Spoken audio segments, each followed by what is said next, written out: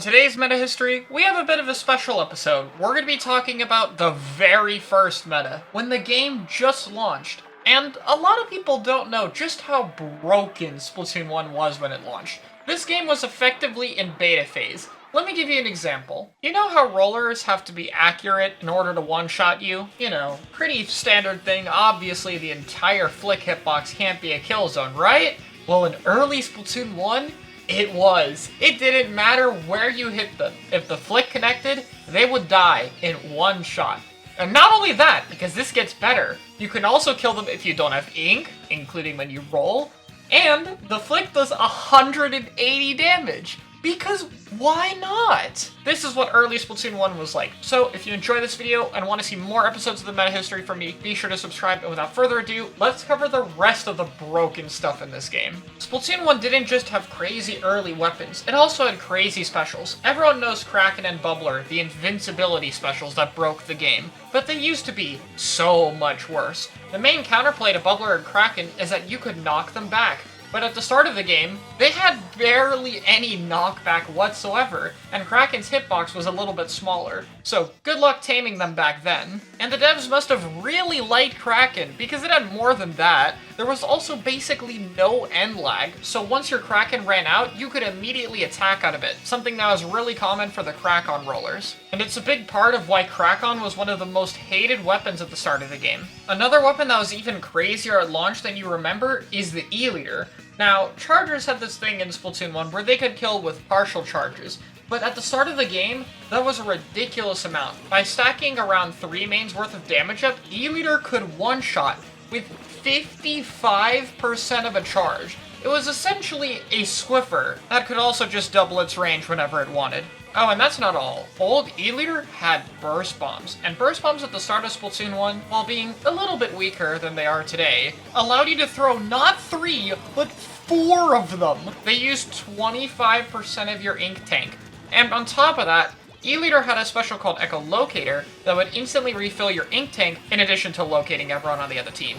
Which means that if you ran up to an E-liter who had special, they could throw 4 burst bombs at you, pop Echo, and throw another 4 burst bombs at you without any extra gear. Add on top of it that you can run 5 burst bombs with Sub-Saber and had damage up so those burst bombs were dealing extra damage, and that's the hell that people had to deal with fighting this thing. Speaking of long-range things that were broken in close range, Ink Zuka. Now, Zuka currently takes almost a full second before you get your first shot out, but at the start of the game, that was about half a second, which while it might not seem like a lot, keep in mind everyone was brand new at this game, so it essentially made Zuka a panic button and something to take out the longest range weapon in the game. Splatoon 1 obviously had its fair share of broken abilities, but the only one that was a thing really early in the game was Ink Res, something that would get patched out really fast because a main of Ink Res, because it was a main exclusive ability, basically gave you ink immunity. It would take a long time for you to be damaged, and you would be incredibly fast in enemy ink.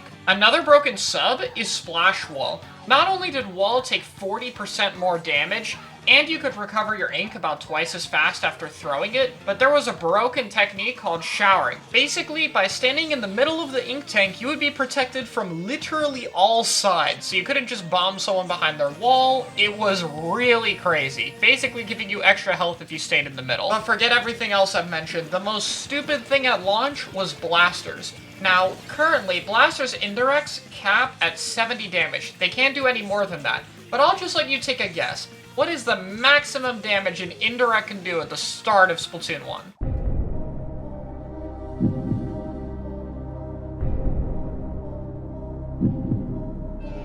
If you guessed 99 damage, you're wrong, because the answer is 125! To put that number into perspective, not only is that going to make indirects one-shot, but that's also the damage directs deal in Splatoon 2. And guess what? It gets worse. Some of you might have realized that if the maximum damage is above 100, then stacking damage up will not cap at 99.9. So not only could you kill with indirects, but if you stack damage up, your indirect one-shot radius would get larger. And you know, Luna in the first game already has Clash Blaster's hitbox, same for normal Blaster, just as a reference to how bad that is. So, all of those were clearly crazy, especially considering that the game was brand new, so nobody really knew what they were doing, but also the lack of content at launch. There were only old maps, which sucked and were really cramped, so lockouts were super hell to deal with, especially with everyone being new, like I said. But there was only zones. There was no tower and Rainmaker. Those are DLC modes in Splatoon 1. Even private battles didn't exist until a future update. So the start of the game, people primarily played Turf War in competitive, meaning the meta were painting weapons like shooters, rollers, which people considered painting weapons at the time, and, as you guessed, blasters for smaller maps. What about E-liter? That would actually take a few months, because people thought chargers were really bad in Turf War at the start of the game.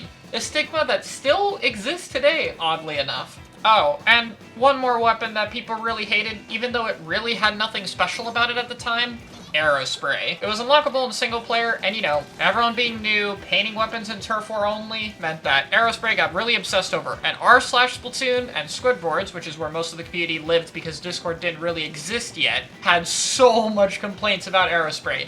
Even though the weapon's not really that different nowadays, it was hated back then. Pretty much everything I listed here got fixed in patch 2.2.0, which is basically where the game actually became balanced and we started to have stuff like Rainmaker and tower control being added to the game. We also got SNS+, which I guess this isn't relevant to the meta, but it's worth noting that ranks capped at A+, and you could gain and lose ranked points in squad, aka league battles. Burst bombs didn't get patched until 2.7.0, which is the best patch Splatoon has ever had, either game, by a landslide. I'll go over that someday, I promise. During these few months, a lot of techniques were discovered. There was sub-strafing back and forth for movement, burst canceling on burst bomb weapons, and other similar techniques, like stealth swimming, so you didn't need to rely on Ninja Squid to be able to move without being seen. So it was really cool to see the community develop what would become staples even to this day. But before 2.2 dropped, the meta did eventually settle around one weapon,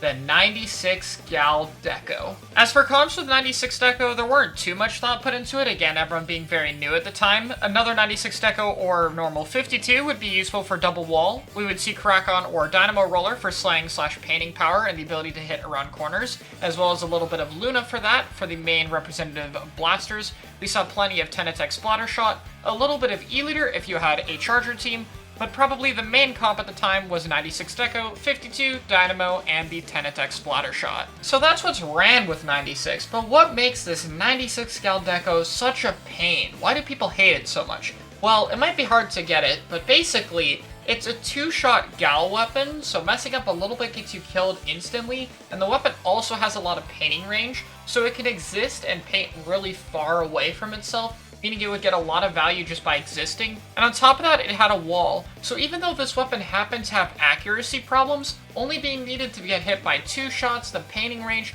and the wall to keep itself alive, meant that taking it down was an absolute pain. And even if you got past that, the weapon just had a panic button that it could pop, not die in that whatsoever, and then it would throw another wall. I'm just very grateful that this is in the past and this weapon's balanced nowadays, because I can't imagine dealing with a Gal that paints for itself, wall, panic button to time is a flat circle. But that's the early history of Splatoon 1. I hope you enjoyed learning about the absolute craziness that this game had to offer, and be sure to subscribe if you want to see more episodes of the meta history. I'll see you all in a future video.